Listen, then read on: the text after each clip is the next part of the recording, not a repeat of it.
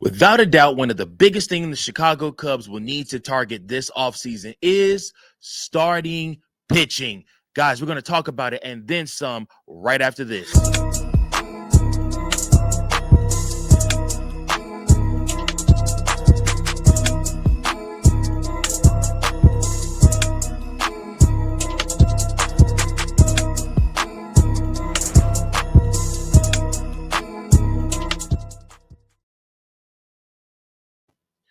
Hey, welcome in, Chicago Cubs family. It's your boy Mike Jones back again with another episode of Chicago Cubs Central. Remember, guys, this is your number one spot for all things Chicago Cubs. Listen, I appreciate you guys for tuning in to this episode right here today. Thank you guys so much. It means the world to me. You guys don't even know. Make sure that you hit that like button, that share button, and that subscribe button so that you never miss any content that we got right here going on the channel. Now, listen. Guys, we already talked on yesterday's episode about pretty much a lot about the hitters that the Chicago Cubs need. Today, I want to focus, since free agency opened up yesterday, I want to talk about all of the pitching needs the Chicago Cubs need. Listen, as of right now, the Chicago Cubs have, as of yesterday, when they tendered a contract to Colin Ray and they agreed on a deal with the option for 2027, after that, the Chicago Cubs still have 27 roster spots filled. So listen, that's a lot of space for opportunity for us to go out and sign new talent. We're going to bring some talent back, but we also got to sign new talent, man. And I'm excited because, guys, listen, as great as last year's team was, I don't want to get hung up on the fact that, you know, some of those guys did not perform well, and a lot of that bullpen was remixed halfway through the season. So the Chicago Cubs really need to get off to a great start. 2026 season starts now, and how you approach going into free agency and into these winter meetings. How aggressive will you be in contracts? How willing are you to pay teams? And we talked about yesterday's episode, Tom Ricketts, it's time to pay some people. Listen, the Chicago Cubs fan base faithful sell out the ballpark every single game. You got your season ticket holders. You got your guys, the people that go to Cubs Con. You got all the different people that love this team. Reward them. Go out and spend some money and let us have a fun season with a team that can actually go up against the Dodgers and beat them. I think that would be the best thing that you could do to show your fan base, hey, listen, we appreciate you so much. So, listen, there's a bunch of different targeted pitchers that the Chicago Cubs are looking at. Pitching is huge. Again, we want to bring in the focus today that we're talking about starting pitching. Starting pitching is going to be huge, especially if you can go out and nab one, maybe two of these pitchers. And that's just simply because you don't know what's going to happen with Shota Imanaga as of yet. I still suspect he will accept his qualifying offer. He does have till November 18th. He has to accept that qualifying offer per Bruce Levine. But however, let's say he does not accept that offer, that qualifying offer, then he will become a free agent. Whatever team he does sign with, the Chicago Cubs will get a pick from that team in return. So listen, those are all the things that happen in the game of baseball. That's the business of baseball. So we look here and we talk about these different pitchers that the Chicago Cubs should look at. I'm talking about Ranger Suárez. I'm talking about Dylan Cease. I'm talking about Michael King. I'm talking about Framber Valdez. I'm talking about Brandon Woodruff. I'm talking about Zac Gallen. And I'm talking about Merrill Kelly. So listen, these are all pitchers that pitched in 2025 for respective teams. We're going to look at their stat lines, and we're going to talk about in the next segment after that is who should the Chicago Cubs target. So listen, first and foremost, let's start here. Ranger Suárez. Ranger Suárez pitched for the Philadelphia Phillies in 2025. He posted a 12-8 record, a 3.20 ERA, 151 strikeouts, a 1.22 whip. So listen, Ranger Suárez was nothing to sneeze at. The pros of him, obviously, he's a left-handed starter. He has a solid ERA. He is reliable with his strikeouts, and he has a good whip. These are all good signs for a pitcher that you want to have, especially in a starting pitcher. Somebody that's going to be able to go into games long for you, give you long outings, and also be there to help you win games. So the cons of signing Ranger Suárez is he's likely going to be very expensive. And again, maybe he might even be locked into another team or an extension talk. I full on expect the Phillies to try to keep Ranger Suárez because he is such a good pitcher. So, I mean, again, he adds another lefty to the rotation for the Chicago Cubs, which they do have an abundance of already. But the Cubs could use a balance of right to left and a dependable arm. Again, like I said, he's a free agent, so he is able to choose where he wants to go. Ranger Suárez is absolutely a huge upgrade for the Chicago Cubs. Let's look at Dylan Cease next. Dylan Cease, 2025, he posted an 8-12 record with a win-loss record with a 4.55 ERA, 215 strikeouts, and a 1.33 WHIP.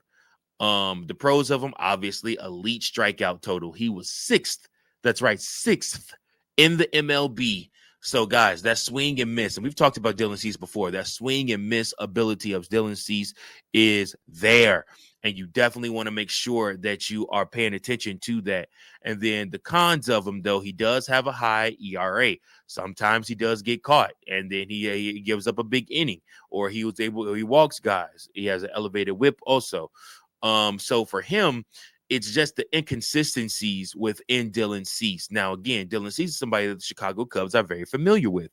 Why? Because Dylan Cease was actually a part of the Chicago Cubs organization. I told you guys that before in a previous episode. So he does fit the Cubs. And if they're willing to buy high variability, but high upside arms, Cease could pay off. But he is a lot of risk for this Chicago Cubs team. Another guy, Michael King, 2025, he posted a 5-3 win-loss record, a 3.44 ERA. I did an episode last week on Michael King, so I'm not going to spend too much time on him. Go back and watch that episode. Again, he is another high-risk guy because of his injuries. We talk about Framber Valdez. Another guy did an episode on 13-11 win-loss record, a 3.66 ERA, 187 strikeouts, a 1.24 WHIP with the Houston Astros in 2025. So listen, like I said, he is somebody that does offer a durable, high strikeout, proven arm. And he is a reliable starter for you. The guy is small in stature, but has a huge arm. He does have a slightly elevated whip relative to elite aces, but again, he is somebody that has a huge arm and does offer a lot of strikeouts. Again, here's another contract that could cost very, very high, but he is an excellent target for the Cubs if they want a frontline starter.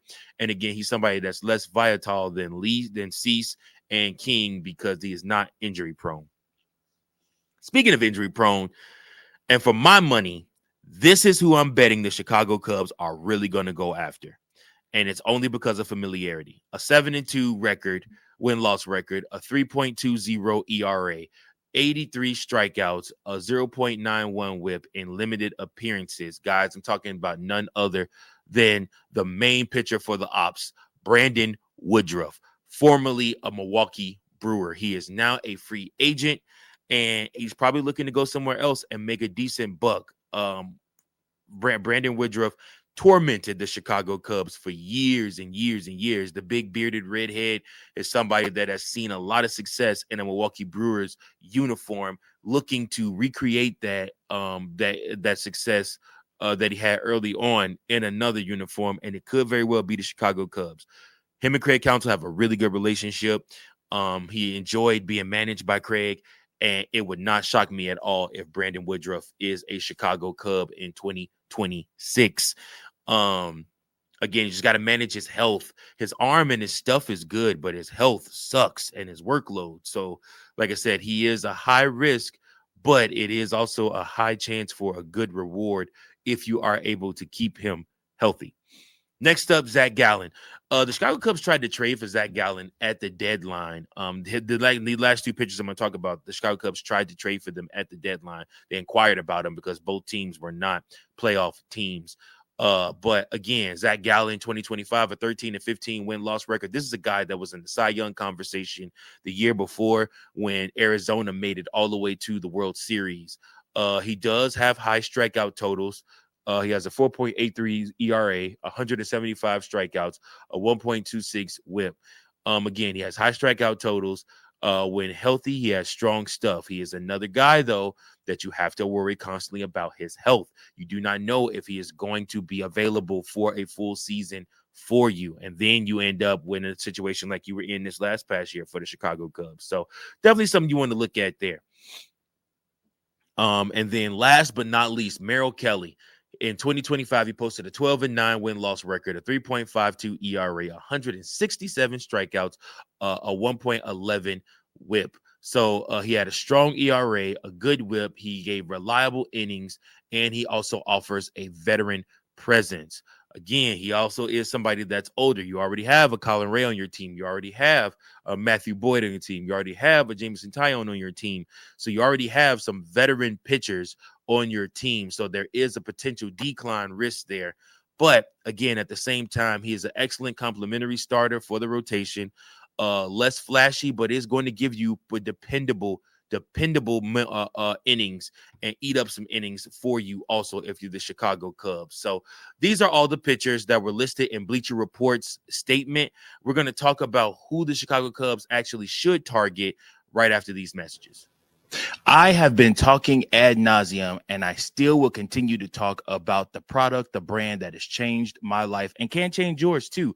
What's that product? It's Dubby. It's an all-natural energy supplement that you can take on the daily to help you get through those urges, those moments when you want to nap, then when you hit the cliff, or if you had a long night the night before and need to get through another crazy day of the hustle and bustle, the 9 to 5, whatever you got going on. Dubby is your energy drink. That's right. Not to mention, when you buy a container of Dubby, it actually equals out to almost $1 per drink. You can mix it in with whatever you want, whether that be a juice, whether that be a water, whether that be some type of other energy flavored drink, whatever you want, you can mix Dubby with it and it will do the trick for you. Guys, I don't understand what you're waiting on. Dubby takes care of everything for you. All you have to do is go on to the Dubby website and place your order. And at this time, when you do that, all you have to do is put in Cubs Central Pod 2024. That's right, Cubs Central Pod 2024, and you get 10% off on your Dubby order. That's right. Listen, guys, I'm telling you right now, Jitterless Energy. It's they have all different types of different flavors for you. Dubby has what you need. Be better with Dubby.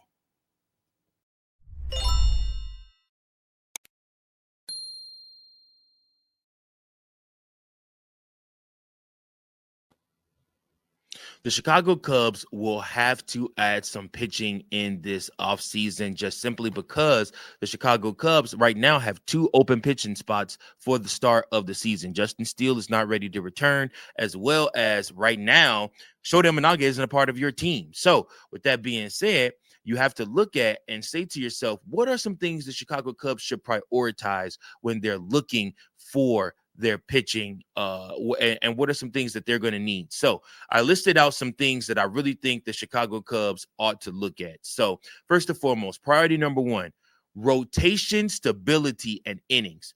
The Cubs should look for a starter who can give 30-plus starts, 180-plus innings, a sub 3.50 ERA, and a WHIP around 120 or better. Listen, this reduces the reliance on the bullpen and covers for younger arms. Now, for my money, if he can stay healthy next season, which is a big if, Cade Horton very well could be a guy like that for you to give you 30-plus starts, 180-plus innings with a sub 3.50 ERA. Why do I believe he could do that when he has not ever shown that he could do that in his career? I don't know. I just do believe that he could probably do that for you. I do believe that we have not yet seen the very best of Cade Horton, the young rookie. Well, he's not a rookie anymore. So to me, if you're looking at pitchers who can do stuff like that, your top tier targets are Framber Valdez, Again, if cost manageable, he delivers exactly what the Cubs need in a frontline starter. He is somebody that can absolutely come in and provide for you exactly what you are missing from the frontline starters. He's somebody that you can hand the ball to opening day if you don't feel confident handing it to Matthew Boyd or Cade Horton. Ranger Suárez as another one. He's a lefty like Justin, but he's reliable and he adds balance and he has a high floor. Again, then if you want to go to the next level, you look at your mid-tier value targets. You look at a Merrill Kelly. He's a strong value if Cubs want veteran stability. And then also somebody like Michael King, who's a smaller sample size, but has good upside. And he could be an under the radar target for a lot of teams. And then let's go to our high risk, high reward people. So we look at Brandon Woodruff. If health concerns are resolved, listen, dude, point blank simple. Dude's an ace. If anybody knows what Brandon Woodruff can bring to the mound, it's the Chicago Cubs and Chicago Cub fans because he's tormented our hitters for a very long time. Dylan Cease and Zac Gallen are both good pitchers that have good strikeout stuff. But they do carry more risk. It's with Cease, it's inconsistency. With Gallen, it's the recent performance regression that you just seen from him that's just alarming. Like the dude was a Cy Young winner, but his velocity's down, his numbers are down, and you just see him kind of laboring out there. He's somebody who used to strike fear into the hearts of guys when he was pitching on the mound. You just knew it was going to be a long day at the plate if Zac Gallen was out there, but now not so much. So, and last but not least, the Chicago Cubs fit and considerations for the Cubs. So again, a couple of things that you want to think about when you're thinking about the Chicago Cubs roster. You want to think about financial flexibility. How much money do the Cubs want to commit to a guy? Are they targeting a long-term contract or a shorter prove-it deal? That will kind of decide where these pitchers match up. So I'm looking at Framber, I'm looking at Suárez, and I'm telling you those guys are going to get anywhere between 5 to 6 years, 160 to 200 to $200 million of what those guys are going to try to command. I don't know if the Chicago Cubs will go for that. Merrill Kelly, and that second tier of pitchers like Michael King are probably going to, get a shorter deal, like 2 to 3 years.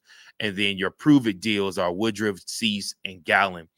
And those guys may not necessarily get more than 1 to 2 years on a deal. And they're going to have many, as you know before, many opt-outs or clauses in the contract for the Cubs to protect themselves from having to overpay for a guy that can't stay healthy. So that's just the way that Jed Hoyer structures those contracts to try to protect the team. Again, like I said, many of these arms may command multi-year deals, so the Cubs must decide if they want to go long-term or short-term with these contracts. And then, are any of these available via trade rather than free agents? So, is somebody available via trade that you can go out there and get that is able to give you what these guys are giving you?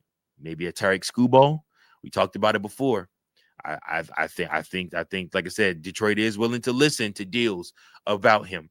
And then, like I said, fit in the ballpark, like I said, with the Wrigley uncertainty, you don't know how pitchers are going to adapt to the NL Central, and pitching half their starts at Wrigley Field, where sometimes the wind is blowing in and it's your best friend, and then there's other times the wind is blowing out and it is your worst enemy ever. The Chicago Cubs do have to deal with this often, and especially, like I said, the way that it's been playing. So, again, these are just things you have to think of. But all in all, y'all, we walked through 7 pitchers, examined their 2025 performances, and assessed their fit for the Chicago Cubs. So I want you guys to tell me in the comment section below, which of these pitchers do you think the Cubs are most likely to go after and why? Again, for my money, I'm telling y'all it's Brandon Woodruff. I see it already playing out. Where I mean, if Craig Counsell has his way, there's probably already a contract sitting on the door of Brandon Woodruff. Like I said, and I would not take long for him to sign it, I'm sure. Like I said, so we're also going to look at in the next episode Cubs bullpen targets and their rotation plan sets for the relief upgrades. So Listen, guys, I appreciate you guys so much for tuning in to this episode. Make sure that you like, share, and subscribe. Make sure that you comment below your thoughts on the episode. Thank you guys so much for tuning in. And until next time, go Cubs, go. Peace. Thank you for watching another episode of Chicago Cubs Central, the #1 spot for all Chicago Cubs content. Remember to like, share, subscribe for more Cubs content.